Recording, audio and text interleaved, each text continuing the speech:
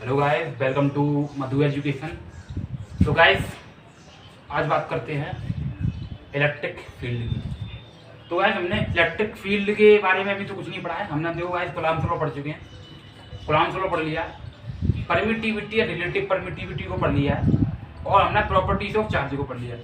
अगर आपने उन वीडियो को नहीं देखा है तो आप उन वीडियो को जाके देख सकते हैं। मेरी वीडियो की डिस्क्रिप्शन में लिंक मिल जाएगी, आप वीडियो की डिस्क्रिप्शन में लिंक जाके प्लेलिस्ट चेक कर सकते हैं, आप उन वीडियो को देख सकते हैं। और अगर आपको वीडियो की डिस्क्रिप्शन में तो आप सर्च कर सकते हैं मधु एजुकेशन फिजिक्स, क्लास 12 फिजिक्स मधु एजुकेशन। तो वही आज बात करते हैं इलेक्ट्रिक फील्ड की।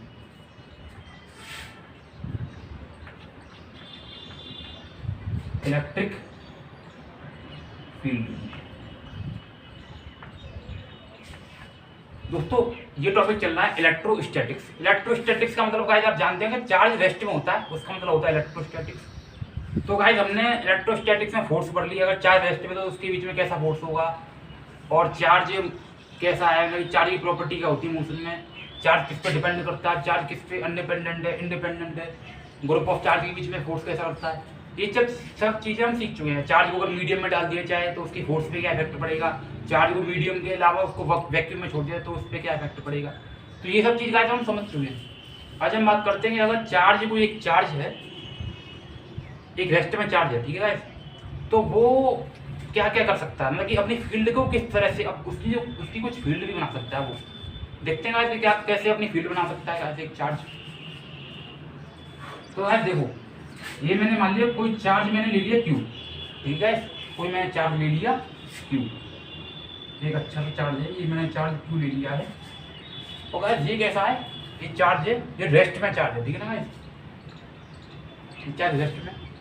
अब ये क्या करेगा, इसके चारों ओर ये अपनी फील्ड बनाएगा, अपने चारों ओर गाइस ये अपनी फील्ड बनाएगा, अपना इलाका सा बना देगा। आपको पता होगा कि कहते हैं कि ये उसका इलाका है, ये इसका इलाका है, ये इसका इलाका है, ये उसका इलाका हो गया, ये उसका इलाका हो गया। तो ये चार्ज है, इतने बीच में इसका इलाका हो जाएगा। समझ में आएगा नहीं आएगा, इसी को बोलेंगे इलेक्ट्रिक फील्ड। इलेक्ट्रिक का मतलब होता है चार्ज, फील्ड का मतलब होता है क्षेत्र। मतलब कि चार्ज है, उसका कितना क्षेत्र होगा, उसका कितना एरिया होगा, कि वो कितना क्षेत्र बनाएगा अपना, उसकी पहुँच जो होगी, उसका इलाका जो होगा वो कहाँ कहाँ तक होगा, उसी को बोलते हैं इलेक्ट्रिक फील्ड। सीधी साफ भाषा में बोलूँ तो गाइस ये चार्ज है, इसकी फील्ड कुछ इस तरह से, जो इसकी फील्ड होगी, इसकी जो कुछ इस तरह से इसकी फील्ड होगी, ठीक है, कुछ इसकी फील्ड कुछ इस तरह से होगी, कि अपनी फील्ड है इसे चारों ओर बनाएगा, अपनी चारों ओर फील्ड बनाएगा। ये चार्ज जो अपने चारों ओर अपना इसका इलाका है, इतना बीच में इसका इतने बीच में इलाका है चार्ज का। समझ में आ गया दोस्तों। अब दोस्तों बात करते हैं, ये तो आपका इलेक्ट्रिक फील्ड हो गया।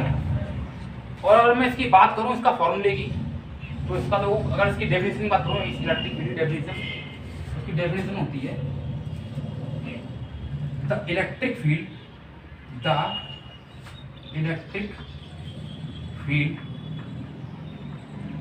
Is defined as force on a charge per unit charge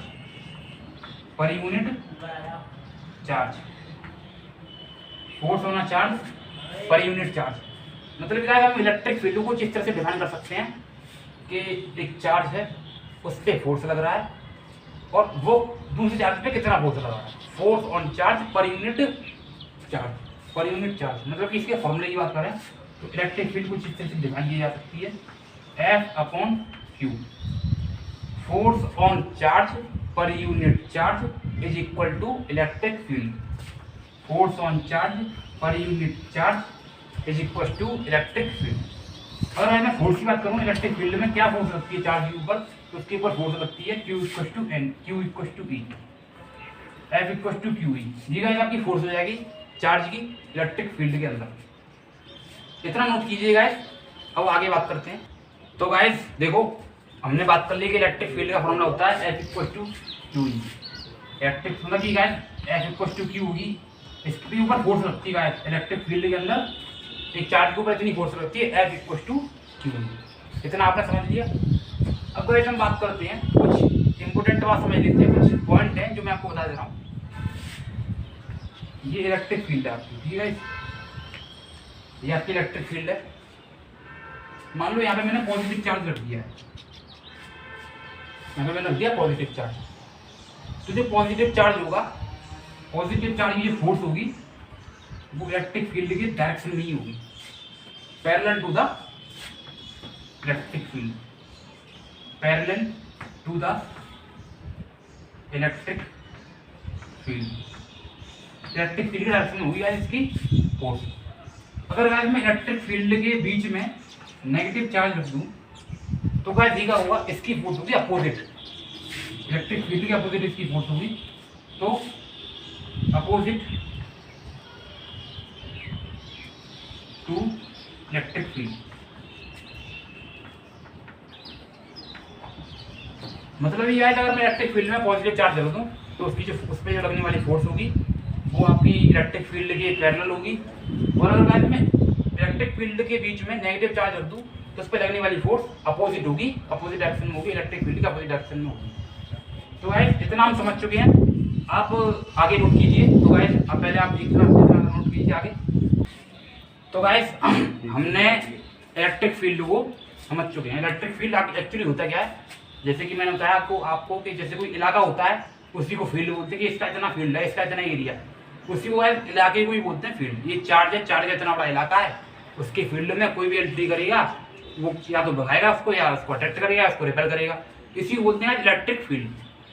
अब गाइस बात करते हैं आज electric field due to a point charge. ठीक है, हेडिंग कर लीजिए, electric field due to a point charge, due to a point charge। तो वह आज बात करते हैं electric field due to a point charge। एक पॉइंट चार्ज की वजह से इलेक्ट्रिक फील्ड अभी क्या होगी।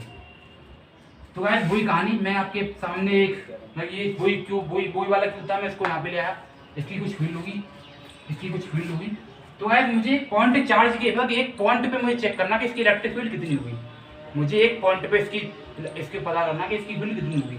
तो मान लो गाइस मैं यहाँ पे एक में चार्ज ले आया Q0, ठीक है, Q0 का इसको बोलते हैं टेस्ट चार्ज, इसको बोलते हैं टेस्ट चार्ज।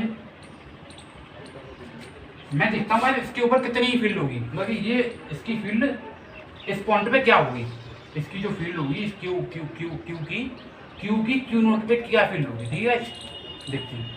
तो गाइस ये आपको क्या करेगा, इसकी फील्ड होगी और ये कुछ इस तरह से यूं फील्ड होगी। तो इसको गाइस कैसे कर लेते हैं, एक जो आपकी इलेक्ट्रिक फील्ड का एक फॉर्मूला आएगा, इलेक्ट्रिक फील्ड का ऐसा फॉर्मूला होगा force on charge, force on charge.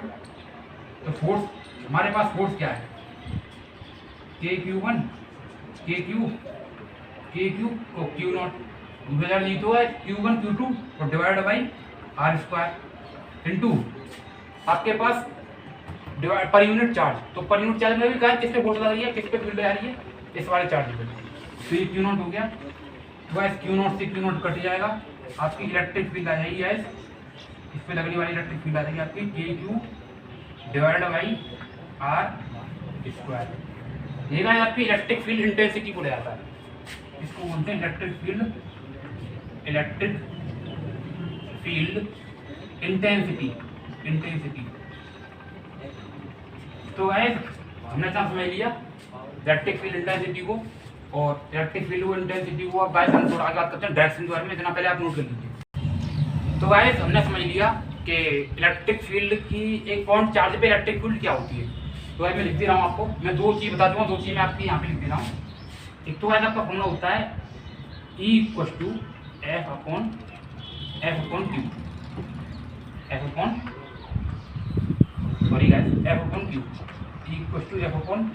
एक फॉर्मूला गाइस आपका मैंने आपको ये बता चुका हूँ। एक फॉर्मूला गाइस आपका होता है E = KQ divide by R²। ठीक है, ये होते हैं इलेक्ट्रिक फील्ड इंटेंसिटी, इसको बोलते हैं। और इसका मतलब होता है electric field due to a point charge, एक पॉइंट चार्ज पे इलेक्ट्रिक फील्ड क्या होगी। तो आज हम बात करते हैं कि इलेक्ट्रिक फील्ड को वेक्टर फॉर्म में कैसे लिख सकते हैं। तो है हेडिंग डालिए electric field in vector form. इसको कैसे हम वेक्टर फॉर्म में लिखेंगे? तो गाइस हमारे पास फॉर्मूला क्या है इलेक्ट्रिक फील्ड का? E = kq divide by r square. ये तो गाइस हमारे पास फॉर्मूला है। तो गाइस अगर मैं इसका, हमको क्या चाहिए वेक्टर के लिए? हमको क्या चाहिए? डायरेक्शन चाहिए और मैग्नीट्यूड चाहिए। तो गाइस डायरेक्शन और मैग्नीट्यूड के लिए यार मैं इसमें मल्टीप्लाई कर रहा हूँ यूनिट वेक्टर का इंटू r2 का r का यूनिट वेक्टर। ठीक है, r का यूनिट वेक्टर का मैं इसमें मल्टीप्लाई कर दे रहा हूँ। तो यूनिट वेक्टर आपसे क्या कहता है? यूनिट वेक्टर आपसे कहता है r का अगर यूनिट वेक्टर तो r का डायरेक्शन होगा पर यूनिट r का मैग्नीट्यूड। ठीक है गाइस, तो है इसका जो इलेक्ट्रिक फील्ड का वो क्या आ जाएगा vector form a divide by r का स्क्वायर, यानी क्या है इसमें r into r square into में r का मैग्नीट्यूड, r का डायरेक्शन पर यूनिट r का मोड, और इसकी इक्वल इलेक्ट्रिक फील्ड आपकी क्या आ जाएगी वेक्टर फॉर्म में? अब kq divide by r Q mode के अंदर इंटू r का डायरेक्शन। ये आपकी कहा जाएगी vector form electric field vector form. इतना नोट कर लीजिएगा और आगे बात करते हैं। और देखो इतना नोट कर लीजिए और आप आगे बात करते हैं। तो गाइस हमने बात कर लिया कि इलेक्ट्रिक फील्ड वेक्टर फॉर्म में क्या होती है, और हमने बात कर लिया कि इलेक्ट्रिक फील्ड इंटेंसिटी क्या होती है। इलेक्ट्रिक फील्ड की एक पॉइंट पे क्या है इसकी वैल्यू होती है, हम 3 चीज़ समझ चुके हैं।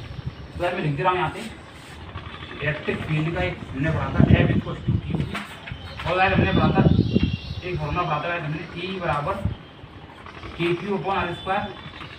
एक फॉर्मूला पढ़ा था गाइस हमने वेक्टर फॉर्म में E वेक्टर kq r का वेक्टर पर यूनिट मोड के अंदर r क्यूब। ये 3 फॉर्मूले गाइस हम पढ़ चुके हैं। अब बात करते हैं guys electric field in direction. What is the field of electric field? Direction क्या होती है?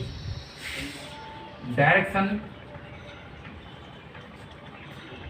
Of electric field. Guys electric field की डायरेक्शन क्या होती है?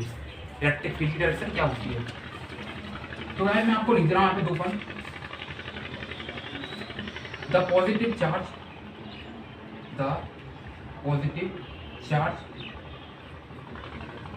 Field away from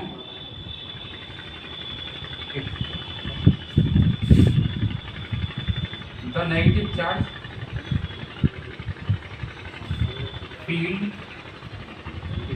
towards from.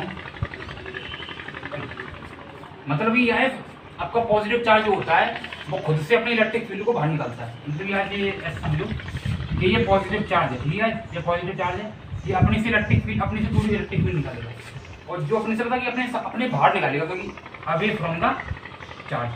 और ये नेगेटिव चार्ज होगा, नेगेटिव चार्ज वो अपनी तरफ उसकी जो फील्ड होगी वो उसकी तरफ आती हुई दिखाई देगी। पॉजिटिव चार्ज से बाहर जाती हुई फील्ड और नेगेटिव चार्ज से आती हुई फील्ड, मतलब कि टुवर्ड्स और अवे फ्रॉम इट और टुवर्ड्स फ्रॉम इट। इतना समझ लीजिए गाइस। तो गाइस आप ध्यान नोट कर लीजिए।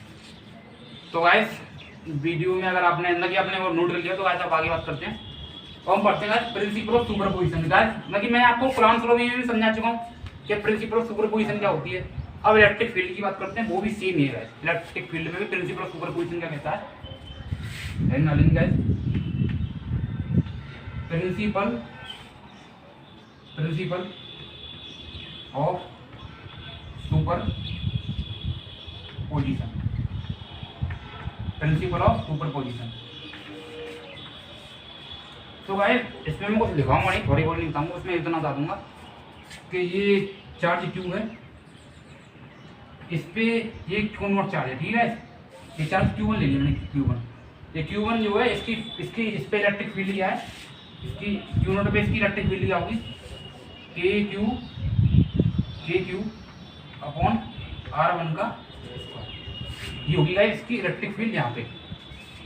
और यहाँ पे मैंने चार्ज लिया, दूसरा चार्ज लिया Q2, इसकी फील्ड इधर होगी KQ डिवाइड बाई R2 का स्क्वायर, ठीक है। Q डिवाइड बाई R1 का square, Q divide by R2 का स्क्वायर। तो कहने का मतलब मेरा ये है प्रिंसिपल सुपरपोजिशन में कि जो Q1 है Q2 पे फील्ड इसकी KQ डिवाइड बाई R1 का स्क्वायर होगी। तो इसकी जो फील्ड होगी ना, इसकी आ जाने से इस पर कोई इफेक्ट नहीं पड़ेगा। इसके आ जाने से इस पे कोई इफेक्ट नहीं पड़ेगा। इस पे कोई इफेक्ट नहीं पड़ेगा इसके आ जाने से। ये जितनी इसकी फील्ड यहाँ पे है, जितनी फील्ड है इस पे उतनी ही फील्ड रहेगी, चाहे ये आ जाए, चाहे n चार्ज क्यों ना आ जाए, चाहे Q1 क्यों ना आ जाए, फिर भी उसकी इतनी ही इलेक्ट्रिक फील्ड रहेगी। तो गाइस अगर आपको प्रिंसिपल ऑफ सुपरपोजिशन अच्छी समझ में आ गया हो और आपको इलेक्ट्रिक फील्ड अच्छी समझ में आ गई हो तो आप वीडियो को लाइक करें, कमेंट करें। और गाइस हाँ, अगर आपने जो पिछले लेक्चर नहीं देखे हैं तो आप पिछले लेक्चर को जरूर देख लें और बस आप वीडियो को लाइक करें। तो थैंक यू गाइस।